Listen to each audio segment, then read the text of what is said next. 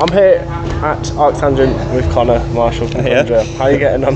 Yeah, not too bad. We're here, finally. Yes. So we've just been talking about the road here was, let's call it bumpy, but we're here, so that's fine. Yeah. It's good. Have you ever been to Arctangent as a fan? I know that Conjurer are no strangers to the festival. Right, yeah. I've never been just as a fan, unfortunately. I would love to. That's probably the next thing on the list, is to like actually just be able to attend and enjoy it. But no, I've been twice before.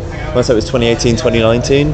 Both times Conjurer played, and great. It's like our favourite festival. Yeah. So yeah, to be able to, I guess half and half. Like one of the, I want to say it was potentially 2019 or 20. It was one of the two, obviously. But one time we did obviously play, but we also camped, and so we're here for the weekend. So I kind of got that fan experience. But yeah, just to come and do it completely as a fan is hopefully 1 year I'll be able to come and do that. I guess it's different when you're completely off duty. Exactly. Yeah. We'll see what kind of festivals line up in the coming years, but hopefully I can spare a weekend.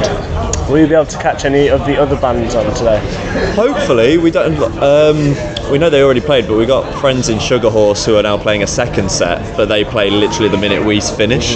So that might be a case of chuck the gear in the van, run over and catch a few songs. Otherwise, obviously, there's a big Opeth fans and that sort of stuff. So I think we'll be dotting ourselves around. Harriet are on today, I think, as well. We'll be dotting ourselves around. I think of it'll be a case of, say, at the moment, get here, play the gig, and then once that's all over, kind of look at the schedule and go, okay, cool, what can we fit in and who's about and whatnot, because this is just a big fucking friends fest as well. So you'll be walking to a stage, and I'm sure we'll stop 20 times along the way to say hi to people. So we'll see how much actual music we catch.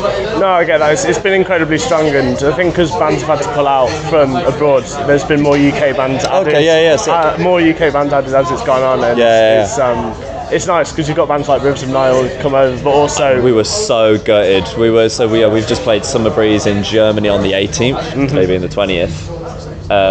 We spent basically all of yesterday driving back, and there was at one point in time a chance that maybe if we could have got here and seen them and hung out, because we've done a tour with them before and they're just the best people. But it didn't work out. So gutted that we didn't see them, but apparently it was insane. So it was okay, wicked, perfect. Confirm. Yeah. We're so happy for them, because this is sort of the thing. It's like when we say this is our favourite festival, this is what we.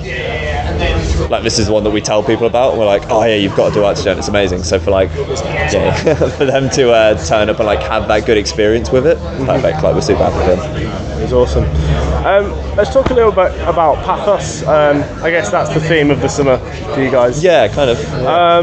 What were you kind of hoping or expecting would happen as the result of your second album? It's interesting, actually. We're kind of not sure at this point, because we're very fortunate and not complaining, but Maya did very, very well for us, more than we ever expected it to do, more than we ever expected to do as a band in general, never mind just off a debut album. So we kind of just want to keep the momentum going with this. I don't want to say prove to ourselves, because we believe in what we do and we're confident in our band and all that sort of stuff, but it's almost like trying to prove to other people that it's not just hype. We want to go out, we want to tour this album, play all these new songs, get back out on the road, because obviously it's different coming out of the pandemic as well. It's not like we've just released our album, we've just released an album and just started touring again after no one's been able to do it for 2 years. So we want to say, in line with releasing the album, just get back out on the road, shove it in everyone's faces, and kind of see what happens. It's one of the things, if it explodes like Maya did, then perfect. If it doesn't, that's fine too, but we just kind of want to get back to being a band, but with this new song, new collection of songs, I should say, and new sound and all that sort of stuff. And how has Páthos coming out on Nuclear Blast made a difference? It's been wicked. You see, even something, obviously it's not everything, but just something as simple as the views on the music videos and all that stuff. You can physically see in the numbers that we're being exposed to a larger audience because of it.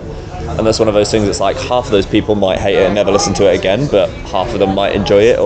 It's still cool to know that this many people have heard your music, and they might think whatever, but you don't know. Exactly, and but the good thing as well is Nuclear Blast are obviously a huge label, an institution within our scene and stuff, but it doesn't feel like that to work with. They're just the most down to earth, amazing people as well. So it's almost we get the benefits of working on a smaller label in terms we still interact with the team in the same way and all of that, but then in terms of the business side of it, which obviously we're not massively in tune to anyway, we're just the idiots who play the songs, but say, to be able to see that we're being pushed and being exposed to a much larger audience that might mean, you know, we can go play to more people, do caller tours, do this and that, then perfect. Like that's the dream essentially. That's cool. For me, I guess compared to Maya, which was quite in your face at times, but Páthos is more melodic and had more weight emotionally, more considered. I'd also say. So with that in mind, like, did the effect of COVID linger over Páthos, or did it kind of predate the pandemic a little bit? This is a tricky one, because in theory, basically everything was written during the pandemic. We almost needed that to be legally locked in our houses to like focus on the album, because we just don't write on the road or like in a room together. It's all done at home. But we did have like the odd bit, like one of the songs those years, Condemned, Dan had the main skeleton of before the pandemic. It was just like finishing it off and lyrics and all that stuff, but pretty much everything else was written in the pandemic. But it's one of those things where at the time, and like kind of even in this immediate aftermath, we've kind of been saying like, no, as far as we were like, the pandemic didn't really have any sort of influence. But to be honest, I think the more time goes on and the more we now are out playing gigs again and stuff, I feel like it's kind of impossible that it didn't have some impact. Like even just on like your mental state to then be thinking about certain things to then write lyrics about. It's like, even though you might not be thinking, oh, I'm sad because of a pandemic because I'm locked in my house, like I think it will have some effect. And also absolutely, like these songs typically, they're still like fast bits and stuff, but typically are a little more mid-paced and slow, whereas I think that might be from sitting at home and not playing shows, because I feel like the songs we typically enjoy playing live are the ones that have a bit more movement and get the crowd going, rather than obviously if we're playing more doom tinged festivals and stuff, then we'll bring that stuff out. But so it's one of those where I feel like over time, like if we had this chat again in a year or 2 years, we might look back and go, half the album's pandemic inspired. But at the moment it's kind of like, as far as we're aware, no, but it's kind of dumb to think that it hasn't had some impact. Yeah, definitely. I mean, there's still fast stuff on the album, like Suffer Alone, obviously. Exactly, I mean, for me, it was cool to hear newer bands being the bands that you're taking influence from, like Svalbard, for example, at the end of All You Can Remember. I actually remember you telling me there's a section on the new song called the Svalbard bit. Like, okay, I know straight I'm not even sure if to be honest, I feel like the bit that's the Svalbard bit, although you're absolutely right, the end of All You Remember does have that. It's in Suffer Alone. There's a bit where it's like a kind of and then a like tremolo pick lead line comes over the top of it. I know what you mean. So that's the bit where we're like Svalbard bit. But that's kind of the cool bit, like how we feel like we've expanded from Maya is like there are these extra influences we're pulling from. So that's like a new crop of bands starting to influence today's bands. Exactly. You know? Which is like I say, and as we meet new people like Svalbard, obviously we've known them for years, like through old labels and touring and all that sort of stuff. But like, as we meet new bands, hear new bands and all that sort of stuff, all that has an influence, and then we'll come out in one way or another. Definitely. What's on the horizon for Conjurer at the moment? So this is the end of our festival season, which is like we're stoked about. This is basically the best way we could have hoped to end it. So homecoming. Like. Exactly. Like this is the big gig that we've been building up to. We've then got like a month and a half off, and then we've got a headline tour at the end of the year where we're doing Europe and UK. So that's second half of October into kind of start of November, and then from there we don't have anything kind of confirmed that we can announce or anything like that. But the plan is, like I was saying before, just 2023, especially 2024, just touring. Literally everywhere.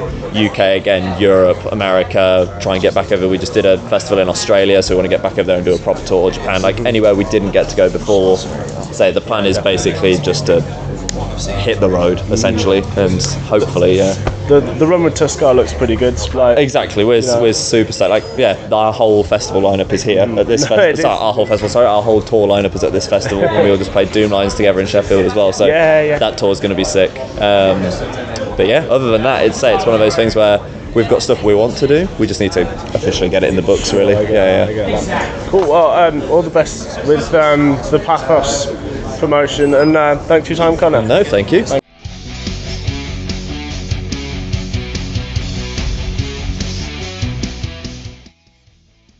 Thanks for listening. Make sure you keep up to date with future episodes by subscribing to our channels.